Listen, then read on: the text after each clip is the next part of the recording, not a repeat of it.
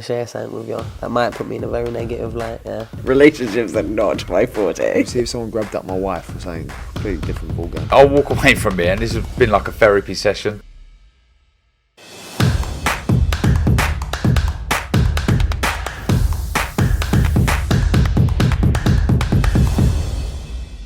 This is Umar Ahmed for IFL TV, proudly sponsored by Everlast. We're at the O2 Arena to formally announce Parker v Ryder on the 26th of November here at the O2. Before we come on to that, Colin, obviously there's been a lot of news stories dominating British boxing in the last few weeks. Let's start with Conor Benn and Chris Eubank Jr. not taking place. What was your initial thoughts on that?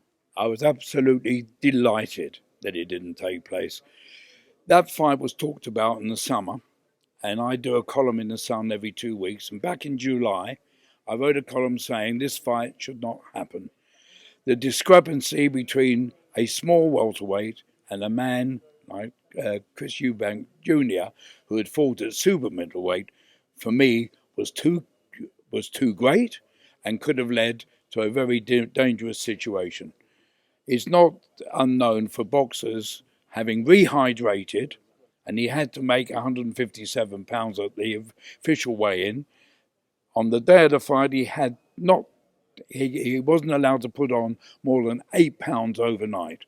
But that weigh-in was going to be 11 o'clock in the morning on the day of the fight, which would have been at least 11 hours before he had to enter the ring. And in that time, he could have had 2 meals and as much fluid as he liked to rehydrate. And to me, that meant he would have been easily a stone heavier, if not more, than young Conor going in the ring that night. That could have led to disaster. Colin, what did you think about Chris Eubank Sr.'s comments saying that the people involved in this fight tried to murder my son, in his words? Well, I mean, I've known Chris ever since he started all those years ago, and he does say some outrageous thing.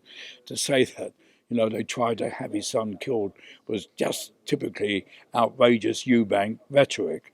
But I can understand his fear that his son might end up getting hurt, having to take so much weight off, which was not natural to him. So I can understand his fear. But of course, typically Eubank, he went over the top in trying to make his point. Okay, aside from Christopher Eubank Sr.'s thoughts on that then, what were your thoughts on the fact that Eddie Hearn and Calisale, the promoters, were trying to keep the fight on, even though there was a positive test for Conor Benn? I thought that was dangerously wrong. I think when a fighter is found to have traces of an illegal substance in his system, either he is given time to prove himself innocent or otherwise, but while that's going on, he shouldn't be allowed to fight. And I'll go even further. I'm a great believer, and there's a lot of ex-world champions who agree with me, including Barry McGuigan, that any fighter, whether he's a superstar or a novice, found guilty of taking a performance-enhancing drug should be banned for life, because somebody could get killed as a result of a fighter taking drugs. Okay, so in Conor Benn's situation then, what do you think should happen? Eddie Hearn keeps talking about a process happening, which is ongoing. How do you think it should be handled? What we've got to happen is to see the result of the inquiry into the case. And until that happens, we're in limbo. And so is Conor. Now, we can't prejudge. At the moment, he's found by one agency to have taken a performance-enhancing drug. And in that case, until he's either cleared or otherwise, he should not be allowed to fight. Okay.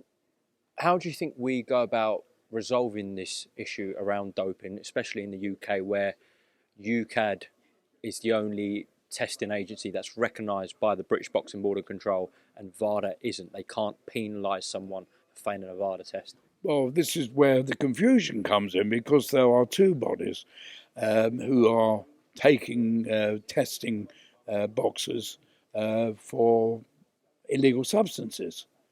So you're always going to get confusion. I would like to see one body only, recognised by everybody, not only boxing, all sports, as being the one with the authority to test and come up with the results and be accepted by every major sporting body in the country. Just lastly, do you believe if that story wasn't leaked in the Daily Mail on the Wednesday of fight week, that fight would have still taken place? I would say probably yes. How worrying is that? Well, it is very worrying. I said the idea of, first of all, the cover-up, because I understand that it was known 2 weeks before it became public knowledge that he had been tested positively. It was wrong, and should never have been in the minds of anybody that fight should have been allowed to go on in those circumstances. Okay, Colin, just moving away from that, December 3rd at Tottenham Hotspur, Tyson Fury defends his WBC world title against Derek Chisora. It's a fight that has received a lot of criticism. Is it justified criticism? Yes, I can understand the criticism.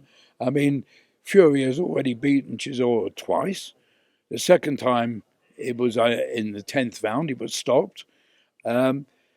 And there's no way that anybody will go and pick Chisora to beat Fury on December the 3rd. So obviously there's going to be criticism, but I can understand the frustration for Fury and Frank Warren because there is no other leading heavyweight in the world available for that date.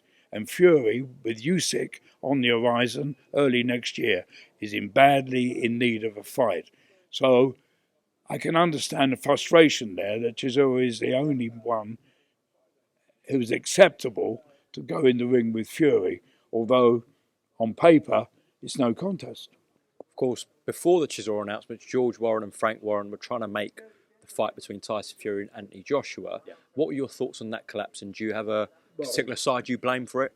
As a boxing writer and a boxing fan, I was very upset that the fight didn't happen. We've been waiting a long time for it to happen. I think the whole of the British boxing fans would love to see it happen, and so would a lot of people who go to boxing now who are not what I would call avid fans, but love to be at an event of that size. It would have sold out Wembley Stadium in a heartbeat. Unfortunately, it's not happening, and it may never happen. Do you have an opinion on why it didn't happen? Well, I've only heard Eddie Hearn's version of events. According to Frank Warren and Fury, they made the overture to Joshua. He accepted it. I've heard various reasons that the people that are in business with Joshua weren't happy with this, that, or the other. I think the two TV companies they fight for, BT and Sky, the Zone. BT and the Zone were going to come to an agreement. There was nothing to stop it television-wise on a pay-per-view night. So why it really happened, if it's not what I've already said, I have no knowledge. Well, something we can look forward to just before we close off is, of course, Parker v Ryder, which is going to be here at the O2 Arena live on BT Sport. Who do you fancy in this one, Colin? Well, I will go with the young, ambitious young man, Zach Parker. I think Ryder's a very good test for him. Ryder's been around a long time, for very higher class than Zach Parker. But I think that, as I say, the young man with the world title in the offing, probably next year, I go for him to win, probably on points.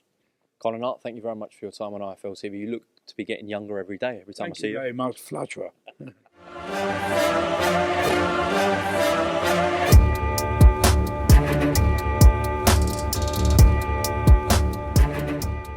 I'm going to share something with you that might put me in a very negative light, yeah. Relationships are not my forte. See if someone grabbed up my wife or something, completely different ballgame. I'll walk away from it, and this has been like a therapy session.